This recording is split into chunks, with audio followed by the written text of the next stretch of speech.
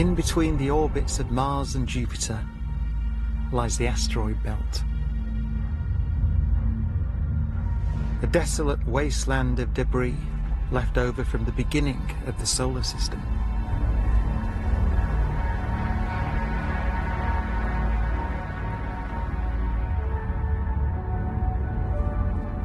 Rocky bodies, too small to be planets in their own right.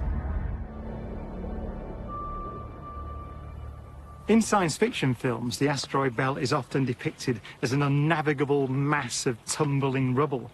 But it's not like that at all. So much so, in fact, that modern spacecraft engineers can fly a spacecraft through without making any course corrections. The reason for that is there's not much mass in the asteroid belt. The sum total of all of them is only about 4% the mass of the Moon. And they're spread out in a huge sort of ring out beyond the orbit of Mars. It's a vast amount of space.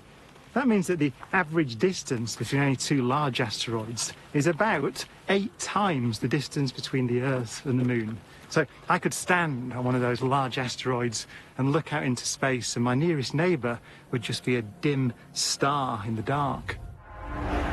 In March 2015, Dawn made its final approach on a body so large it makes up almost a third of the mass of the entire asteroid belt. Ceres. On arrival, the first images Dawn sent back to Earth contained something entirely unexpected. Mysterious bright patches in one of Ceres' largest craters.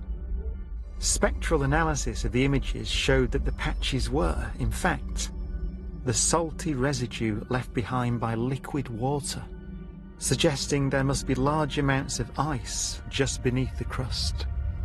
Dawn went on to discover over 300 bright spots all over the surface. And this means that beneath its thin crust, Ceres has a thick ice-rich mantle surrounding its rocky core. Evidence that the dwarf planet is made up of multiple layers. The interior of Ceres is like nothing else in the asteroid belt. The differentiation, that separation into layers observed by Dawn, is more characteristic of a planet than an asteroid. So 4.5 billion years ago, Ceres was well on its way to becoming a fully fledged world. It's thought that in its infancy, Ceres was very different. The water that now lies frozen within its interior was once liquid. Protected beneath a thin layer of ice, Ceres was once covered by a deep, saltwater ocean. Before Ceres had reached its full potential, a great disturbance sent shockwaves through what would one day become the asteroid belt and cut its development short. As Jupiter circled the young sun, it started to clear a path through the gas and dust that shrouded the early solar system. But that process caused it to do something alarming. Gravitational interactions with the gas made the giant planet spiral inwards towards the sun, ploughing straight through the region of space that would become the asteroid belt, scattering the material from which Ceres would otherwise have grown.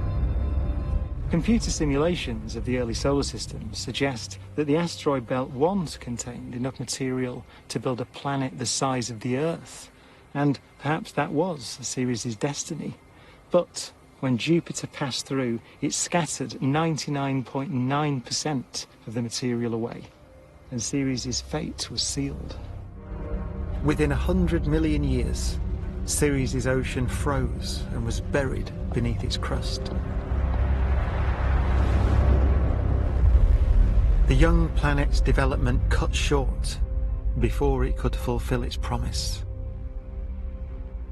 But Jupiter's reign of terror was far from over.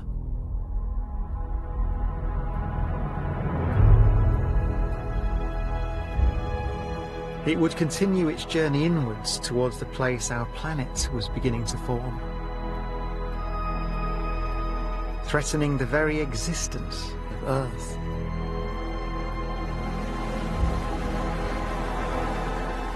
Jupiter had such an overwhelming effect on the young solar system because of its powerful gravitational field.